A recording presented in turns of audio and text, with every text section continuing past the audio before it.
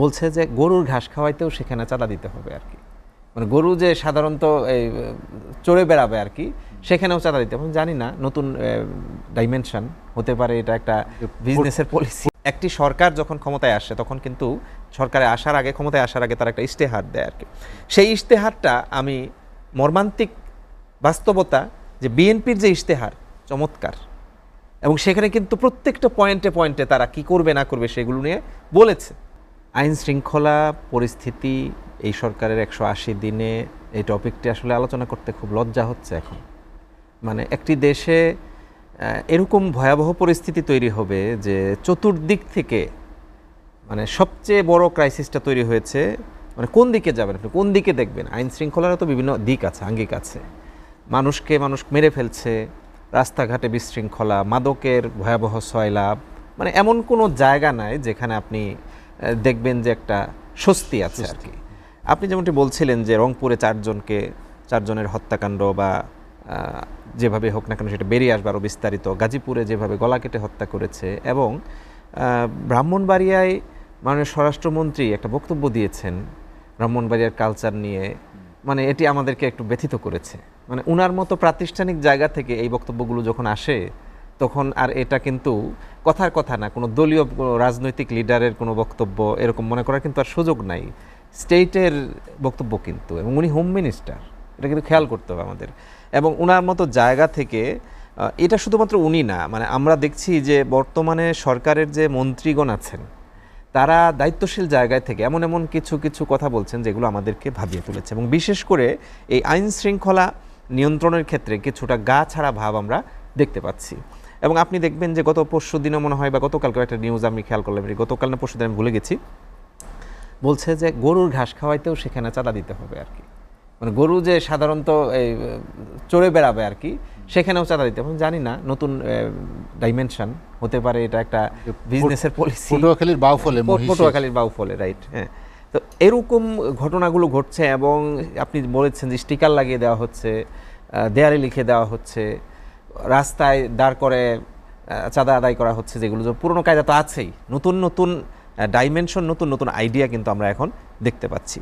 এই বিষয়গুলো আমাদেরকে খুব ভাবিয়ে তুলেছে, এবং আমরা মনে করি যে বর্তমানে বাংলাদেশে সরকারের 180 দিন, এই দিনগুলো আমাদেরকে অনেক মূল্যায়ন। অনেকে বলছেন যে সরকার 180 দিনে কতটুকু এগিয়েছে, এবং একটা রিপোর্টও কিন্তু প্রকাশ হয়েছে কয়েকদিন আগে, ডপলার নামে একটা প্রতিষ্ঠান থেকে ইনোভেশন সেটা সহযোগিতা করে একটা রিপোর্টও প্রকাশ করেছেন যে সেখানে মাননীয় প্রাইম মিনিস্টারের প্রতি এবং সরকারের প্রতি কতজন মানুষ সন্তুষ্ট বা কীরকম একটা চিত্র তুলে ধরা হয়েছে।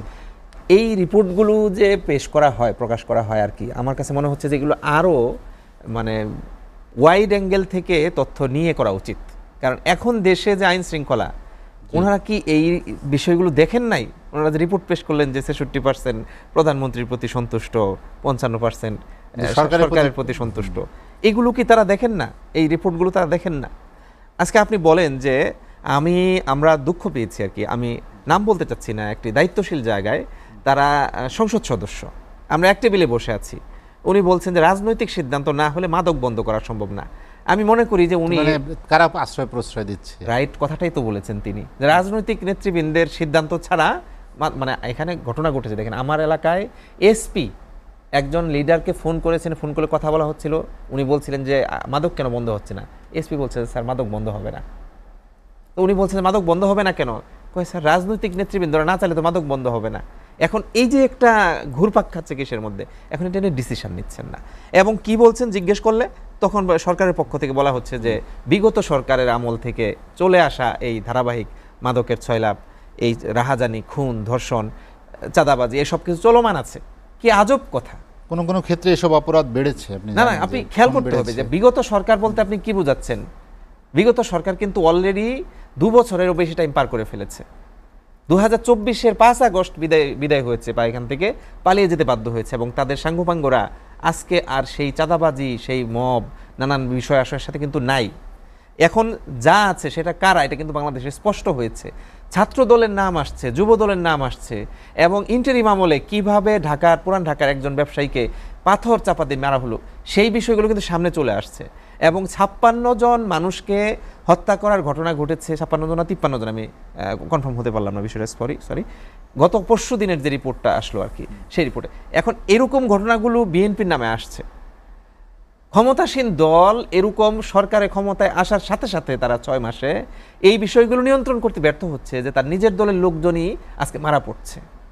সেই জায়গায় আজকে আপনি বলছেন যে রংপুরে যে 4 জন ঘটনা ঘটেছে হত্যাকাণ্ডের, গাজীপুরে যে ঘটনা ঘটেছে এবং ব্রাহ্মণবাড়িয়ার যে উদ্ধৃতিটি আমরা বললাম আর কি, এইগুলো আমি মনে করি যে আলটিমেটলি আমাদের এই দেশকে অস্থিতিশীল করছে এবং অকার্যকর করার দিকে নিয়ে যাচ্ছে। কারণ দেশে যদি আইন শৃঙ্খলায় ঠিক না থাকে তাহলে এইখানে আপনি কিভাবে কি করবেন? এরপরে এখানে আসেন হলো যে এর পরবর্তীতে এর বাইরে হুমকি ধমকি তো আছে, নানান কথা তো আছেই আর কি, সেগুলো তো আছেই, বিভিন্ন বিষয় আর কি। এমনকি এগুলো কেন হচ্ছে, এগুলো একটি সরকার যখন ক্ষমতায় আসে তখন কিন্তু সরকারে আসার আগে, ক্ষমতায় আসার আগে তারা একটা ইশতেহার দেয় আর কি। সেই ইশতেহারটা আমি মর্মান্তিক বাস্তবতা যে বিএনপির যে ইশতেহার চমৎকার, এবং সেখানে কিন্তু প্রত্যেকটা পয়েন্টে পয়েন্টে তারা কি করবে না করবে সেগুলো নিয়ে বলেছে। এখন আজকে দেখেন যে 6 মাস চলে গেল, ইশতেহার বাস্তবায়নের জায়গায় আমরা কোনো কিছুই দেখছি না। না দেখার ফলশ্রুতিতে এখন কি হচ্ছে, দেশটা আস্তে আস্তে অকার্যকরতার দিকে যাচ্ছে। এবং একটা দেশে আপনি বিদ্যুৎ বলেন, জ্বালানি বলেন, নিত্য প্রয়োজনীয় বিষয় বলেন, ব্যাংকিং বলেন, সকল দিক তখনই স্মুথ হবে। এখন সবচেয়ে বিষয় আলোচনা আসছে কি, যে বিনিয়োগ কেন আসছে না? বিনিয়োগ কেন আসবে দেশে? আইন শৃঙ্খলা যদি এরকম থাকে তাহলে এখানে তো বিনিয়োগ আসবে না।